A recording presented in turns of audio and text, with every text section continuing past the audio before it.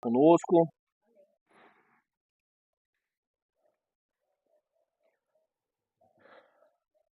Você pode abrir a palavra de Deus em Colossenses.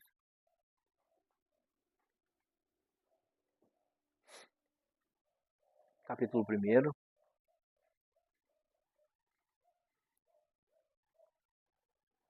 Em nome de Jesus, hoje nós vamos mais orar.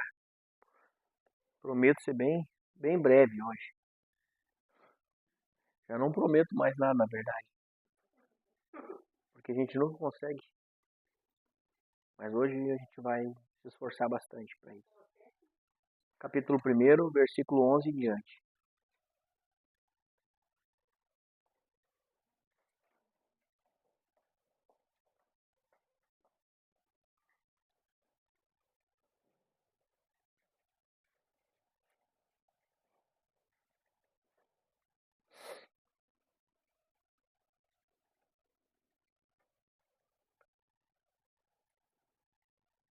A gente ia colocamos um título em cada ministração. O título dessa transmissão ou dessa ministração, a gente vai estar falando sobre sermos transportados para o reino do Filho amado. Amém? E diz assim: serão completamente fortalecidos com o seu glorioso poder, para que tenham grande perseverança e paciência, e darão graças ao Pai com alegria, porque nos tornou dignos de participar da herança dos santos no reino da luz, pois ele nos resgatou do domínio das trevas e nos transportou para o reino do seu Filho amado. Nele temos a redenção, o perdão dos pecados. Ele é a imagem do Deus invisível, o primogênito sobre toda a criação. Pois por meio dele foram criadas todas as coisas nos céus e na terra, as visíveis e as invisíveis, sejam tronos, sejam soberanias, sejam poderes, quer autoridades, todas as coisas foram criadas por ele e para ele. Ele é antes de todas as coisas e por meio dele tudo subsiste. Ele é a cabeça do corpo, que é a igreja. É o princípio e o primogênito dentre os mortos, para que em tudo tenha a supremacia. Pois foi do agrado de Deus que nele habitasse toda a plenitude, e por meio dele reconciliasse consigo todas as coisas, tanto as que estão na terra quanto as que estão nos céus, estabelecendo a paz por meio do seu sangue derramado na cruz. Antes, vocês estavam separados de Deus e eram inimigos dele por causa da disposição interior e do mau procedimento de vocês. Contudo, agora ele os reconciliou pelo corpo físico de Cristo, por meio da morte, para apresentá-los diante dele santos, sem culpa e livres de toda acusação, desde que continuem alicerçados e firmes na fé, sem se afastar da esperança do Evangelho que vocês ouviram e que tem sido proclamado a todos os que estão debaixo do céu. Este é o Evangelho no qual eu, Paulo, me tornei ministro. Agora alegro-me nos meus sofrimentos por vocês e completo no meu corpo o que resta das aflições de Cristo, em favor do seu corpo, que é a igreja. Dela me tornei ministro de acordo com a responsabilidade que me foi dada por Deus, para apresentar a vocês, de modo pleno, a sua palavra. O ministério que esteve oculto durante épocas e gerações, mas que agora se manifestou a seus santos. A estes, Deus quis fazer conhecida a gloriosa riqueza deste mistério, entre os gentios. A estes, Deus quis fazer conhecida e gloriosa riqueza deste mistério entre os gentios, que é Cristo. Cristo em vocês, a esperança da glória. Nós o proclamamos, advertindo e ensinando cada um com toda a sabedoria, para que apresentemos todo homem perfeito em Cristo. Para isto, eu me esforço, lutando conforme a força dele, que atua poderosamente em mim. Amém?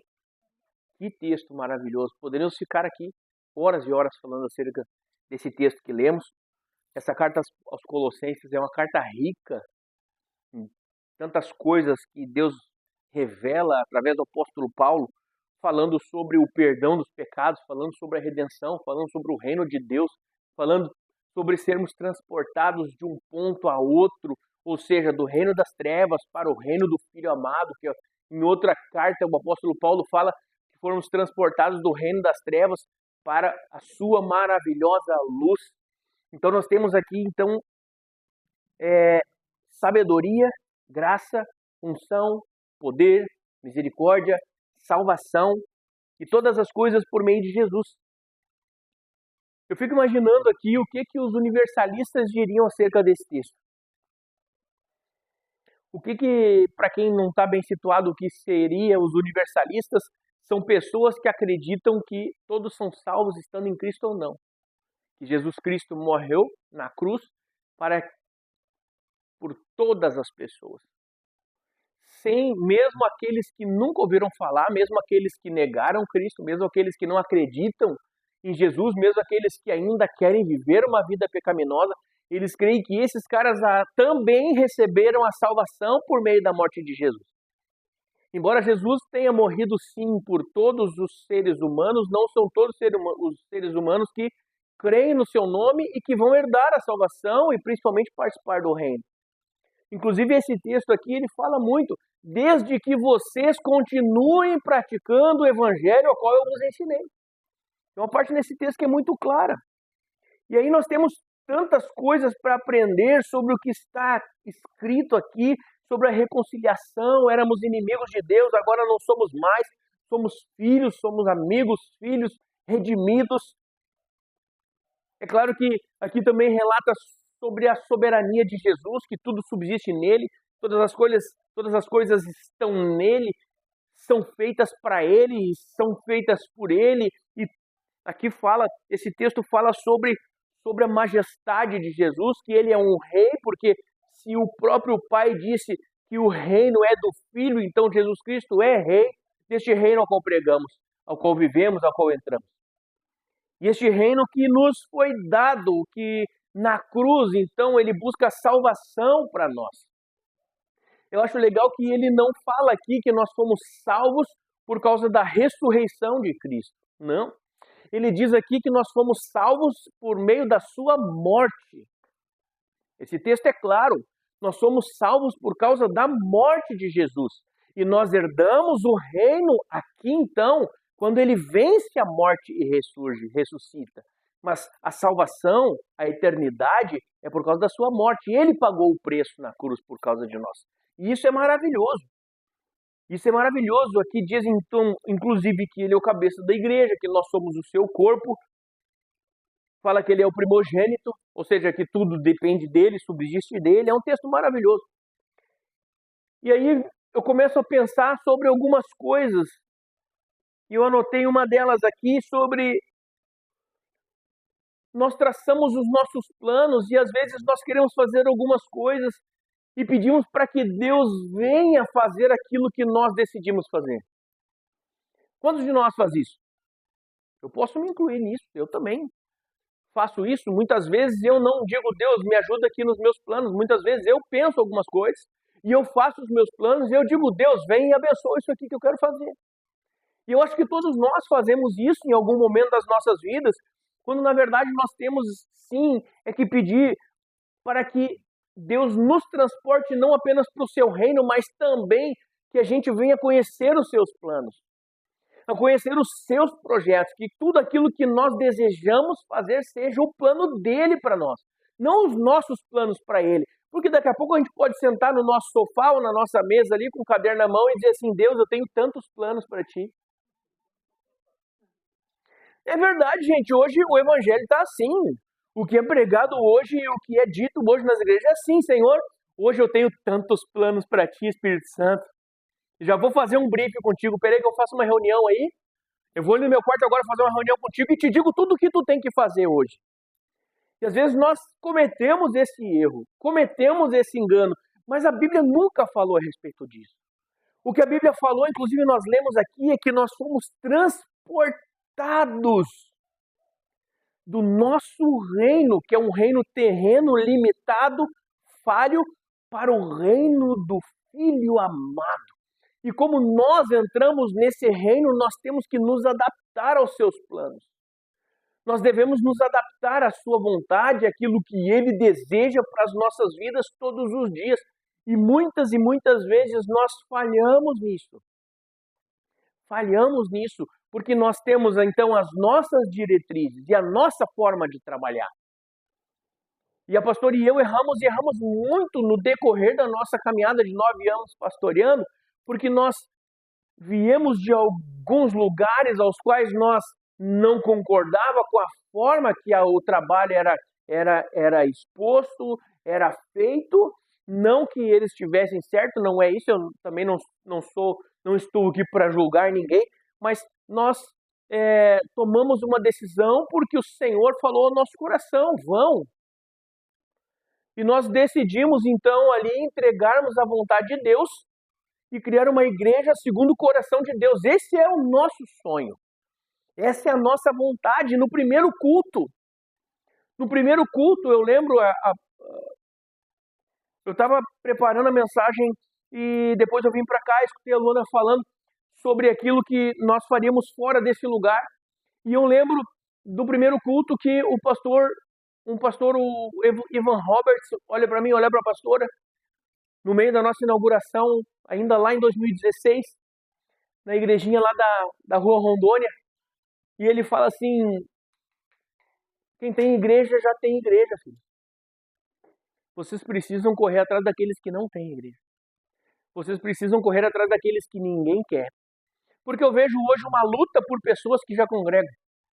Sabe, a gente precisa fazer novas atividades, nós precisamos fazer novas coisas para atrair a atenção daquelas pessoas que talvez, e eu vou colocar entre aspas aqui, porque eu não quero que isso sirva de chapéu para ninguém que talvez esteja assistindo, porque talvez ele não esteja contente no lugar onde ele está. E é tão mais fácil conseguir um crente pronto, não é? Do que pegar alguém que está recém se convertendo e trabalhar para que essa pessoa se torne um bom cristão. É tão mais fácil pegar alguém que já vem pronto de algum lugar e daqui 3, 4 meses já está pregando na igreja, já está liderando um grupo, 6, 7 meses, um ano, já pode exercer uma liderança maior dentro da igreja, porque já está pronto. Mas, gente, não é o que Deus deseja, talvez, para as nossas vidas. Não estou falando que não vai vir gente assim, claro que vai. Mas o foco principal da igreja do Senhor, eu não digo da igreja Sementes, da igreja do Senhor, é focar naqueles que não o conhecem. Não conhecem ao Senhor, não conhecem a Deus, porque nós às vezes nos perdemos, e nos perdemos muito fácil nas nossas atividades. E graças a Deus, Deus nos trouxe aqui este ano, e é um ano de reconstrução para as nossas vidas, já estamos no segundo ano, na verdade, da garagem, e é um segundo ano de reconstrução de vida para cada um de nós, de sonhos e de projetos, porque nós praticamente paramos com todos os nossos eventos, digamos assim. E nós não estamos mais fazendo eventos, nós estamos adorando a Deus. Na essência da adoração, na essência da busca, na essência daquilo que somos e que fomos criados em Cristo. E nós não estamos mais vivendo de eventos em eventos. Não estamos mais vivendo de ajuntamento apenas, não, nós estamos organizados para adorar a Deus e permitindo que Ele conduza as nossas vidas. E na verdade, se nós pararmos para pensar, é tão necessário isso para a igreja de hoje em dia. Eu acredito, e claro que eu não quero que todos enfrentem escassez, mas eu acho que para todos os ministérios deveria haver um tempo de garagem. Para que nós pudéssemos olhar para trás e voltar à nossa essência, a essência que tínhamos e que algumas vezes por causa desse ou por causa daquele, ou porque estamos em crescimento e os irmãos estão vindo e eles estão dando opiniões e estão dando opções e aí a gente já não sabe mais o que faz. E nem para onde vai, porque quem ouve todo mundo não ouve ninguém. E quem faz tudo para todos não faz nada para ninguém. Quando na verdade nós precisamos estabelecer que o céu precisa estar aqui. Não a vontade das nossas carnes. Não talvez aquilo que eu desejasse fazer, mas sim aquilo que o Senhor deseja que façamos. Porque é muito fácil nós fazermos, e eu não estou batendo aqui contra o planejamento. O planejamento é muito importante para a vida de cada um, mas que no momento em que nós estamos planejando, que nós possamos então colocar Deus nesse negócio e dizer: Deus, planeja aqui conosco. Ou faz um planejamento para mim aqui, Senhor. Ou me inspira a planejar alguma coisa que seja da tua vontade, para que a gente não caia naquele erro que falei há pouco tempo. De olhar e falar assim: tem tantos planos para ti. A gente riu dessa citação, mas é a verdade.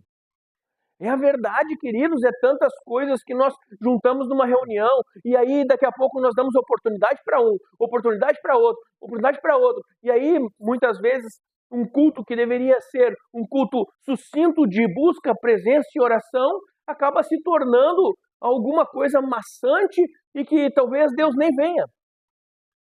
Eu estava esses dias, há uns dias atrás, eu lembro que era uma quarta-feira, e Deus puxa minha orelha durante essa semana. E eu comentei com a pastora isso alguns dias atrás também, ela vai lembrar, talvez. Ou senão não vai me deixar mentir sozinho. Eu disse para ela que teve uma quarta-feira que a gente estava não atribulado de tribulações, mas foi um dia cheio. Um dia cheio de coisas para fazer, um dia em que, desde que nós acordamos até o momento de vir para casa, chegamos ainda atrasados aqui, uma correria para colocar a parede, para arrumar, para limpar o chão, botar a estrutura, organizar as cadeiras. E aí, quando deu 10 para as 8 ou 15 para as 8, não lembro, eu vou para o escritório e fui ali para a rua. E naquele dia, Deus olhou para mim e disse assim: tu passou o dia inteiro sem falar comigo, e tu quer que eu vá no teu culto? Isso é forte, queridos. Eu escutei um bar. Isso é forte, imagina você ouvir isso do Senhor. E às vezes nós estamos assim. Às vezes nós estamos assim, você planejou todas as coisas, você organizou toda a iluminação, você contratou bandas para vir, você chamou pessoas conhecidas para lotar a tua igreja, e aí tu quer que eu vá no teu evento. Tu quer que eu faça parte do teu evento? Porque se o evento não for para ele, se esse culto não for para ele, por quê? Ou o que estamos cultuando? O que nós estamos fazendo se nós não estivermos vindo aqui por ele? Por quem estamos vindo? Não diga que é por mim, que eu nem sou tão legal assim. Não diga isso. Porque às vezes nós estamos envoltos a tantas coisas, tantos projetos, e nós nos esquecemos do principal. Às vezes passa batido, ou nós planejamos algo, não deu tempo. Uma vez eu fui convidado para uma vigília e me preparei para aquilo. Convidado para pregar numa vigília, e me preparei para aquilo e com certeza no momento em que aquele rapaz estava planejando todo o cronograma da vigília, ele não trabalhou muito bem, ou talvez, não posso ir além aqui, dizendo que ele não pediu discernimento, talvez ele tinha pedido e aconteceu as coisas exatamente como Deus desejava que acontecesse, mas ele chega para mim e fala: Rodrigo, não está na hora de tu pregar, eu era obreiro, está na hora de tu pregar, mas assim, ó, tu me perdoa, tu só tem 10 minutos. E eu vou falar algo para vocês, foi uma das melhores, não digo pregações, porque nem tive muito tempo de pregar, mas foi uma das melhores ministrações que já ocorreram comigo, com Deus me usando e as pessoas recebendo de Deus, e houve comentários depois acerca daquilo, Deus levantou ainda. Eu lembro que depois daquilo pessoas vieram nos convidar para participar de outras coisas, e pessoas vieram falar acerca daquela ministração de 10 minutos. E que na hora que eu poderia ter me martirizado, eu poderia ter olhado para ele e falado assim: pô, tu não me respeita, cara. Cadê o respeito? Porque a palavra de Deus, amados, é a principal parte dentro de um culto. O louvor, ele tem uma importância tremenda. E ele abre o coração para que a palavra entre. O louvor, a Bíblia diz que o Espírito Santo habita em meus louvores. Então, quando nós estamos louvando e adorando, o Espírito Santo ele está habitando e está entrando dentro de cada coração, penetrando e preparando a terra para a semente que será pregada depois. E aí, naquele momento, o cara olha para mim e fala assim, tu só tem 10 minutos para semear. Então, pode parecer uma falta de organização, mas na verdade, eu até como comentei, talvez Deus desejasse aquilo para mostrar que quando ele está, ou quando alguém está o buscando, ele faz. Ele faz. Não importa a situação, desde que ele esteja.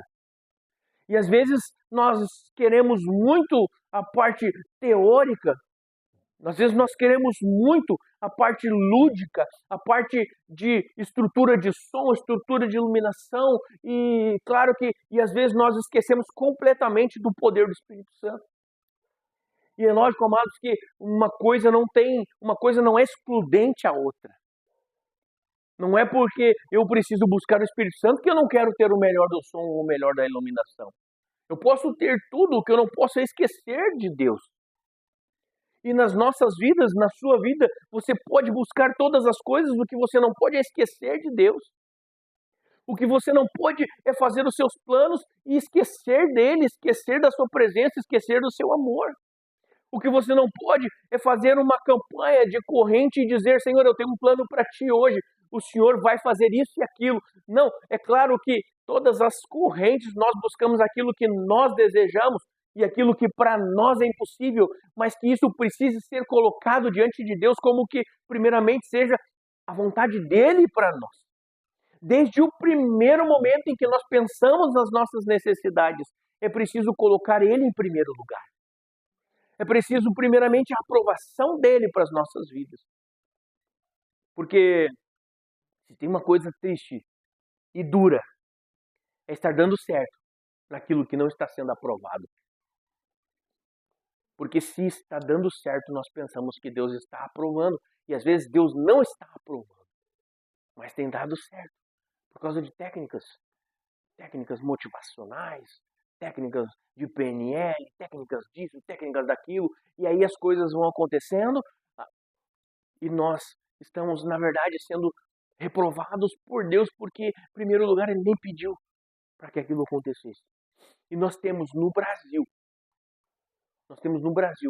uma lista enorme de pessoas colocadas em lugares errados. Eu não digo igrejas erradas, não é isso que eu estou falando, mas ministérios errados. Eu conheço tantos evangelistas e profetas que hoje estão pastoreando. Infelizes. Conheço tantos evangelistas e profetas, conheço tantas pessoas que deveriam ser levantadas como mestres e pastoreiam, e aí se tornam pastores modorrentos. Conheço tantos pastores que estão tentando ser mestre, e aí são aulas superficiais, sem profundidade e sem conhecimento bíblico. Porque não há o transportar, não aceita o transporte do nosso reino, da nossa natureza, daquilo que nós queremos para o reino do Filho amado, que Ele conduz todas as coisas. E é necessário que Ele conduza as nossas vidas. É necessário que Ele conduza você. É necessário que Ele me conduza. É necessário que a gente possa abrir o coração para ouvir o que Ele está falando. Para ouvir o que Ele está falando e para que a gente possa fazer aquilo que Ele está fazendo.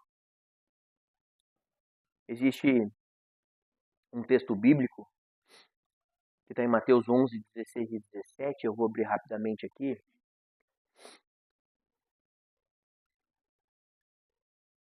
Que diz assim: a que posso comparar esta geração? São como crianças que ficam sentadas nas praças e gritam umas às outras. Nós tocamos flauta, mas vocês não dançaram. Cantamos um lamento, mas vocês não se entristeceram. Como se dissesse, nós estamos fazendo, mas não há ninguém cumprindo aquilo que é para ser feito. Como se Deus estivesse falando, eu tenho feito isso, isso e aquilo, e vocês não estão fazendo aquilo que é para fazer.